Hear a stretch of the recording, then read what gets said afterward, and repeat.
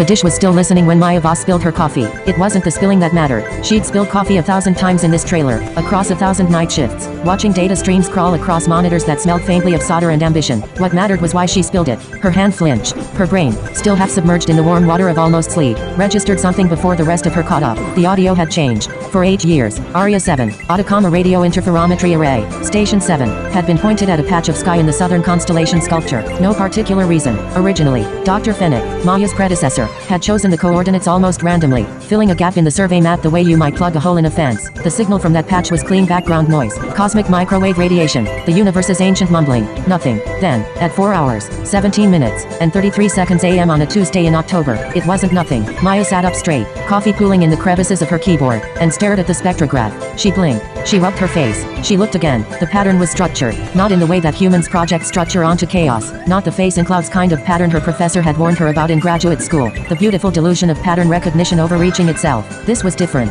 This was designed. She could feel the difference the way a native speaker can hear an accent, or a musician detects a half step off. The rhythm had intention. The intervals between peaks were not random. They were, she counted, barely breathing, prime numbers, 2, 3, 5, 7, 11, 13, 17. Her coffee dripped onto the floor. She reached for the phone, then stopped. She pulled up the noise cancellation algorithm, ran it twice, checked the calibration logs for equipment error, checked the timestamps against the satellite interference schedule, checked everything she could think of that might explain what she was seeing without requiring her to accept what she was seeing. Every check came back clean. The signal was real. The signal was there. At 4:31 a.m., she called Dr. Chen in Santiago. He answered on the 5th ring, hoarse with sleep. This better be the Milky Way colliding with something, he said. Maybe worse, Maya said. You need to see this.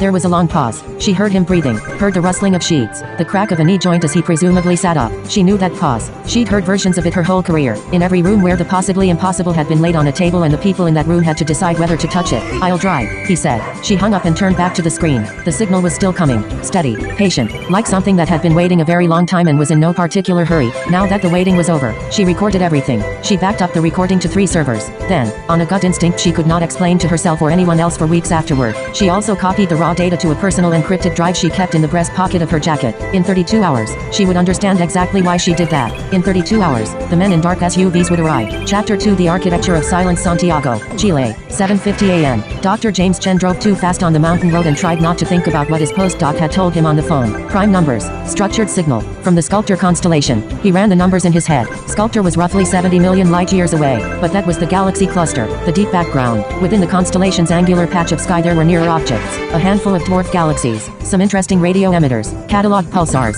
nothing that could produce what Maya had described. He turned it over and over, looking for the explanation, the mundane answer that always waited at the end of these corridors. A multipath reflection bouncing off a satellite, a correlated instrument glitch, a firmware artifact. Students, sometimes, produced accidental data artifacts that looked extraordinary for about 4 hours before they collapsed into embarrassment. But Maya Voss was not a student. She was 34, had a doctorate from MIT, had published 6 papers on anomalous radio transients, and had the particular quality of being uncorrectable when she was right. He had tried once, early in her tenure, to redirect her interpretation of a hydrogen line anomaly. She had waited politely while he finished talking, then laid out 3 different lines of evidence he hadn't considered, and his objection had dissolved like sugar in warm water. He drove faster. When he arrived at the trailer, she had printed 37 pages of data. They were spread across every flat surface. She had made more coffee, and her hair, usually maintained with the controlled precision of someone who had to be taken seriously in rooms full of men, was half escaped from its band, curling at the temples in the dry desert heat. How long has it been transmitting, he asked. Not hello. Since I caught it. Possibly longer. She pointed to the spectrograph. Look at the beginning. There's no rise time. It's already at full intensity when the recording starts. It could have been broadcasting for hours, days. We were looking somewhere else. He leaned over the monitor. He was quiet for a long time. This isn't a pulsar artifact, he said finally. No.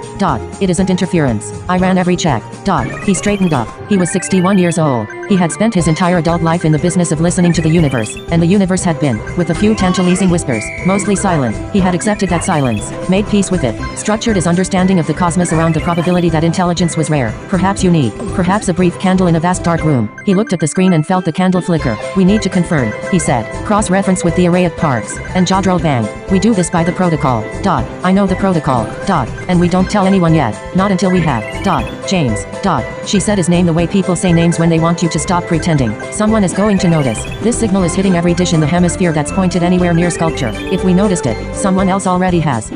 He knew she was right. He picked up one of the printed pages and read the numbers again. The prime sequence. Impossibly clean. Broadcasting from somewhere between the stars. Then we have to move faster than the someone else, he said. He didn't know it yet, but they had already lost the race. 40 minutes before Maya spilled her coffee, a signals analyst at a listening station in Nevada with a security clearance 19 levels above anything Maya or James possessed had been staring at the same data and reaching for a very different kind of phone. Intercept log. NSA station Pine Gap. 338 UDC signal designation. SCULPTOR. ALPHA. 1. Classification. Umbra Cosmic. Distribution. Restricted. Director eyes only. Note. Do not log through standard channels. Await verbal instruction. The transmission had been intercepted, classified, and given a code name before Maya's coffee hit the floor. By the time James Chen arrived at the trailer, there were 12 people in a room beneath the Nevada desert already discussing what to do about it. By the time James and Maya were peering at the spectrograph together, those 12 people had reached a decision. The decision involved Maya. Chapter 3. The man from the Ministry Area 7 station, Atacama, 11:15 a.m. He arrived in a white Land Cruiser with a diplomatic plate and no dust on it, which meant he had driven from the nearest paved road very recently or not driven at all, possibly flown in from Santiago and collected the vehicle from someone waiting. His suit was charcoal. His shoes were wrong for the desert. Polished leather, wholly unsuited to the talc fine calish dust that found its way into everything here. His name, he said, was Elliot Rains. He worked for, he said, the International Astronomical Monitoring Consortium, a body Maya had never heard of, which was in itself remarkable. We're aware of your detection, he said, sitting across from her in the trailer as if the narrow folding chair were a boardroom seat. We want to ensure the data is properly handled going forward. He had a face that was difficult to remember even while you were looking at it. Average height, average build, somewhere between 40 and 55 with no particular evidence for any age within that range. His eyes were the color of old file folders, a non-committal beige gray that absorbed attention without offering anything back. IAMC, Maya said. I'm not familiar with your organization. We're relatively new. We operate under the UN Committee on the Peaceful Uses of Outer Space. A pause timed exactly right. Confident without being aggressive. Boss, you understand the sensitivity of what you've detected. There are protocols. I know the protocols, she said. This was becoming the sentence of her day. They involve confirmation by independent facilities, then disclosure to the international scientific community, not to a, she chose her word carefully, consortium I've never heard of. Rain smiled. It was a practiced smile, the kind assembled from memory rather than felt. The protocols you're thinking of apply to conventional SETI detections. This is a very small pause, not a conventional detection, meaning, meaning the signal has characteristics that place it in a different category, one requiring immediate coordination at a governmental level. He clasped his hands. Clean nails, no rings. We would like copies of everything you've recorded. We'd also ask that you suspend any outgoing communications about the detection until coordination is complete. Maya looked at him steadily. Behind his left shoulder, through the trailer's small window, she could see the massive parabolic dish of Aria 7 aimed at the sky. Patient and enormous. The signal was still coming. She could hear it if she put on headphones. A rhythmic progression of prime numbers, speaking in a language made of mathematics, which was the only universal language there was. I'd like to see your authorization, she said. He produced an envelope. Inside, a letter on Chilean government letterhead, signed by the Director of Science and Innovation, authorizing the IAMC to liaise with research facilities in the event of a Category A radio detection. Below it, a second letter, U.S. State Department, authorizing one Elliot Rains to act as coordinating representative in matters pertaining to signal designation SCULPTOR, ALPHA. 1. He had used the designation, the classified one from the NSA log. She noticed this and said nothing, but her hand moved, almost without her conscious direction, to the pocket of her jacket, where the encrypted drive sat against her ribs like a second heartbeat. Of course, she said, and reached for the server. She gave him copies of everything on the station servers. Everything that was on the station servers. What was on the drive in her pocket she did not mention, and he did not ask, because he didn't know it existed. It would remain that way for exactly 6 days. Chapter 4. What the number said. Santiago apartment. Maya Voss. 2 a.m. She spread the printouts on the floor of her apartment and sat in the middle of them cross-legged, surrounded by numbers the way a child might sit in a pile of autumn leaves. The apartment was small, a postdoc stipend apartment. 2 rooms plus a bathroom with a shower that drained slowly and a kitchen window that looked onto another kitchen window 30 centimeters away. She had been in Chile for 3 years. The apartment had not become home in any way she could point to, but it had become familiar, which was its own kind of comfort. She worked through the signal structure methodically, the way she always worked. From the outside in, stripping away layers of interpretation until she was at the raw data itself, the bedrock of fact under all the theorizing. Layer 1, the prime number sequence. 23 primes transmitted in ascending order, then a gap, then the sequence again. This was the handshake, the mathematical hello, a pattern that could not occur naturally and therefore could only mean, we are deliberate. Layer 2 was where it got strange, embedded within the carrier wave, not in the obvious pulse-coded message but in subtle modulations of the signal's phase, was a second signal, finer, more complex. She had almost missed it. It was the kind of thing you could see only if you were looking with the right kind kind of attention. The attention you paid to the silence between notes rather than the notes themselves. She had seen it at 2 a.m. the previous night, and she had not slept since. And now she was seeing it spread across her apartment floor, and it was telling her something she couldn't parse. The secondary signal was not prime numbers. It was not mathematical in any simple sense. It was, and she knew how this sounded. She had rehearsed saying it to herself, and it still sounded like the beginning of a breakdown. It was recursive. Each modulation contained within it a smaller version of the same modulation, which contained a smaller version, which contained a smaller version, down to the limits of the instrument's resolution. A fractal, a self-similar structure broadcasting of frequencies that she was increasingly, and with a cold creeping certainty, realizing were specifically tuned to be decoded by a radio telescope of exactly the kind humanity was currently using. They knew we were listening. Not just that someone might be listening somewhere in the cosmos. They knew the specific technology we had developed to listen with. She sat with that thought for a long time. Outside, a truck went by on the street below. Somewhere in the building, a baby cried briefly and then stopped. The city made its city sounds, indifferent to the fact that the woman sitting cross-legged on the floor of apartment 4C was holding in her hands data that changed everything. Every assumption, every calculation, every careful philosophical framework that human beings had built around the question of whether they were alone. They had not been watching us for 100 years,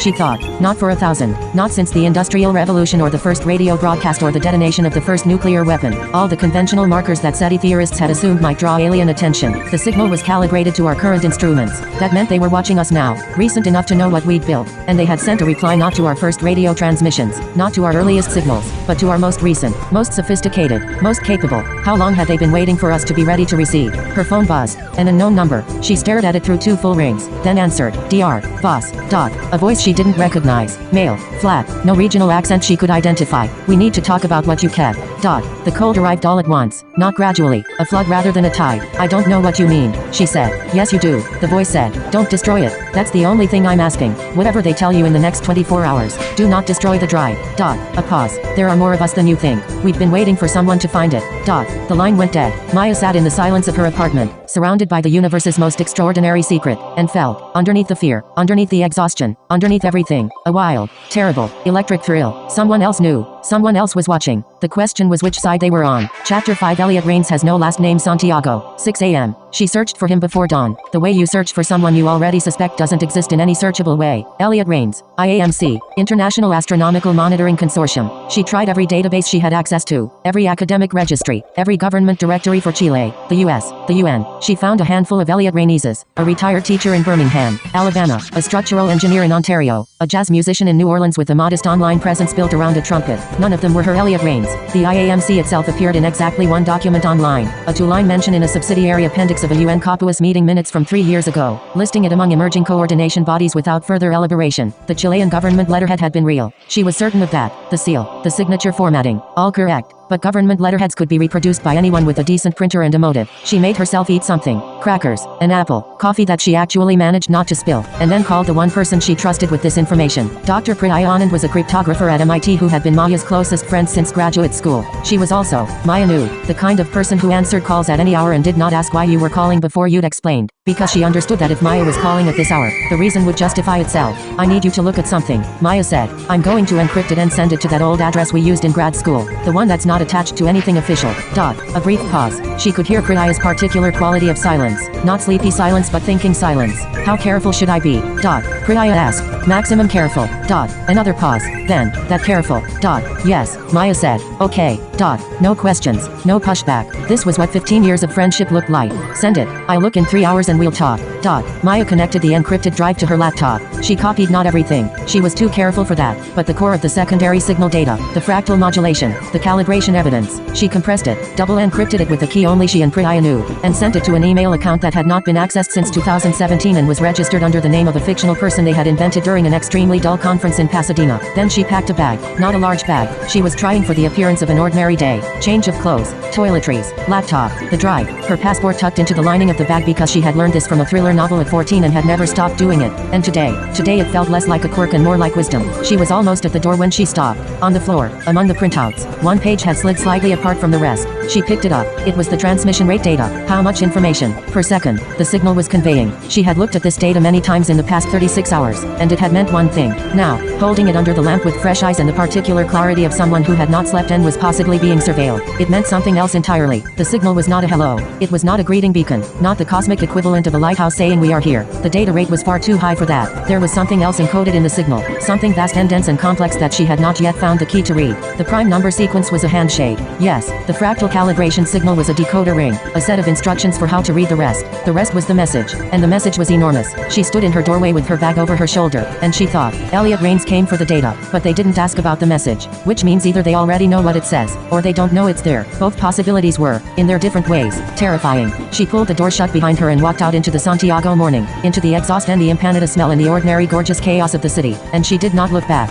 Part 2. The architecture of lies. The truth is rarely pure and never simple. Oscar Wilde. Chapter 6. Nevada. 42 floors down Site Argus, Nevada desert. Same day the room had no windows. This was by design, and also by necessity. It was 42 floors beneath the Nevada desert, in a facility that officially did not exist, staffed by people who officially did not work there, engaged in work that officially had not been happening for 11 years. Director Lena Marsh sat at the head of a table that seated 16 and had 7 people at it, and she looked at the data on the screen at the far end of the room and permitted herself 30 seconds of pure, unmediated feeling. In those 30 seconds she felt awe, fear, and something that was not quite pride but was adjacent to it, the feeling of having been right about something for so long, and in such profound isolation, that the proof of it felt almost like grief. Then the 30 seconds ended and she was the director again. Status of the source, she said. Still transmitting. This was Huang. Signals led. 28 years old and already the best she'd ever had. Consistent. No variation in the carrier. The prime sequence continues at the same interval. The secondary structure. He hesitated. Say it. The secondary structure is growing. Not louder. More complex. Like it's responding to us noticing it. He looked at his screen rather than at her. Like something happening in response to our instruments focusing on it. The room was quiet. 42 floors of rock above them. A desert sky above that. And above that. 70 million light years of space. And at the end of it, something that had been waiting. Where's the Chilean source? Marsh asked. Contained, said Rains from the far end of the table. He had been back from Santiago for 6 hours. She noted that he had changed his shoes. Server data acquired. Dr. Chen is cooperative. Dr. Voss is. A slight adjustment of his jaw. Mobile. Define mobile. She left her apartment approximately 90 minutes ago. We have a team on it. Does she have the secondary signal data? Unknown. Possibility. Yes. Marsh absorbed this. Does she know what the secondary signal is? Unknown. But she's smart enough to find out. Marsh looked at the screen. The fractal pattern rotated slowly in the display. Self-similar at every scale. Beautiful and alien and patient. She had been running Site Argus for 11 years. In those 11 years, she had handled 6 false alarms. 2 genuine anomalies that turned out to be terrestrial. 1 incident she still could not fully explain and had filed under the vague heading of atmospheric. And now this. This was not a false alarm. She had known. The moment Huang had put the data on her desk at 3:40 a.m. The way she knew when a piece of intelligence was real versus when it was planted. A bone. Deep pattern recognition that couldn't be articulated but had never once been wrong in 30 years of signals were. The signal was real. The signal was intelligent. And the signal contained something that, if it was what she thought it was, could not be allowed to reach the general public. Not because of panic. The usual reason given for these containment decisions. The paternalistic assumption that the people of the world could not be trusted with radical truth. No. The reason was simpler and darker. Because 11 years ago, Site Argus had detected a smaller version of this signal. A precursor. A test paying. And because of what they had done in response to that test paying, the message now arriving was not, she suspected, entirely friendly. They had made a mistake 11 years ago. A catastrophic one. And she had spent every day since building the walls that might keep the consequences contained. The walls were not going to hold.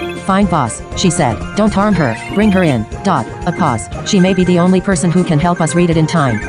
In time for what? Rains asked. Marsh looked at him across the length of the table and said something that caused the 2 people nearest her to exchange a glance they would remember for the rest of their lives. In time to decide whether to reply, she said, and what to say, because whatever we say next, we can't unsay it, and we have. She checked the timer on the screen, approximately 71 hours before the transmission window closes. After that, the signal changes, and so does everything else. Chapter 7. The safe house has bad coffee. Valparaiso, Chile. Afternoon. The contact had told her Valparaiso via a message system she had used twice before, in situations that seemed minor compared to this. She took the bus, not a taxi or rideshare, paid in cash, changed at the terminal in San Antonio, kept her face angled away from the cameras she knew were everywhere and the ones she suspected were. The bus was crowded with families and workers and one old man who slept the entire journey with his hat over his face, and she felt simultaneously invisible and unbearably conspicuous. The way you feel when you are carrying something you cannot afford to lose. The apartment was on the 4th floor of a building, the color of dried mustard on a hill above the port. The door was answered by a woman she did not recognize. 50s, short silver hair, the particular kind of stillness that belongs to people who have learned to be still still in high-pressure situations. She wore a university sweatshirt and held a mug of something steaming. You're Maya, the woman said. Not a question. Who are you? Someone who's been waiting for someone like you for about 3 years. She stepped back. Come in. The coffee is terrible. Inside, a laptop, a satellite phone, 2 other people, a young man who introduced himself only as Tomasz, and a woman of perhaps 40 who said her name was Dr. Rachel Osei and was a physicist from Ghana who had been, she explained, fired from her position at the European Space Agency 2 years ago for filing a report about signal anomalies over the South Atlantic. Signal anomalies, Maya repeated. Precursor signals, Osei said. Small ones. Calibration payings. Before the main event. She looked at Maya steadily. Which is now. The silver-haired woman, who eventually gave her name as Isabel Carmichael. Former NSA. Left under circumstances she described simply as moral disagreement. Laid out what she knew in the efficient, unparagraphed way of someone accustomed to briefings. The Argus facility. The 11-year program. The first contact in 2013 that had been classified before the scientists who detected it had even written up their notes. They responded in 2013. Maya said slowly. Working through it. Something we sent or did. Not send. Carmichael said. Reflected. In 2013, Argus was testing a new high-power radar array for deep space object detection. The power levels were significant, high enough to be detected at range. Range meaning. We don't know the source. We don't know how far, but close enough to detect that radar burst and respond within the round-trip light time of. She paused. About 14 years. Maya did the math instantly. That puts the source at roughly 7 light years, give or take. 7 light years. Not 70 million. Not the deep background of a distant galaxy but practically the local neighborhood. The nearest star to Earth was Proxima Centauri at 4 light years. There were a handful of star systems within 7. She thought of Epsilon Eridani. She thought of Tau Ceti. She thought of the small catalog of nearby worlds that had kept astronomers dreaming for decades. What did Argus do? Maya asked. When they detected the 2013 response. The room was quiet in a particular way. The quiet of people who know the answer to a question and are preparing themselves to say it. They fired the radar again. Carmichael said. Full power. Military grade. As a demonstration. Maya understood immediately. A demonstration of power. Of capability. The specious equivalent of puffing up. Of showing teeth. Not hello. Not we come in peace. Something much more ambiguous than that. Something that, to an intelligence 7 light years away, might have read very differently than intended. They said don't come here, Maya said. Or they said come and get us, Tomasz said, from the corner. First words from him, depending on the translation. 71 hours. The clock somewhere in Nevada was reading. 71 hours until the transmission window closed and the signal changed and the next phase, whatever that was, began. Maya looked at the drive in her hand and thought about the message inside the signal. The enormous dense payload of information she hadn't yet decoded. I need to decode the rest of the signal, she said. The secondary structure. There's a third layer. We know, Osei said. We've been trying for 2 years with precursor data. We haven't cracked it. I think I found the key. Maya sat down. Give me your best computer and get me more of that terrible coffee. Chapter 8 63 hours Site Argus. Nevada Huang had been awake for 31 hours. He was managing it through a combination of coffee, green tea, 2 tablets of something his doctor had prescribed for shift workers during a different era of his career, and the particular resource of a mind that had, since childhood, been most alive when the problem in front of it was genuinely hard. This problem was hard. The secondary signal, the fractal modulation embedded in the carrier, was itself a carrier. He had established that 2 hours ago and had spent the subsequent time trying to figure out what it was carrying. The data density was extraordinary. Compressed into the phase variations of a signal crossing what appeared to be 7 light years of space was more information than his station's entire server array could hold. How was that possible? The physics were wrong. You couldn't transmit that volume of data in that signal bandwidth without, unless, he stopped, rewound his thinking, started from a different place, unless the compression algorithm was so efficient that it made current human compression look like writing with crayons, which was either a boast or an instruction. He leaned toward instruction. Everything about the signal, now that he looked at it this way, was an instruction. Here is how to decode us. Here is the key. Here is what we are saying. He started typing the instruction interpretation into the decryption framework,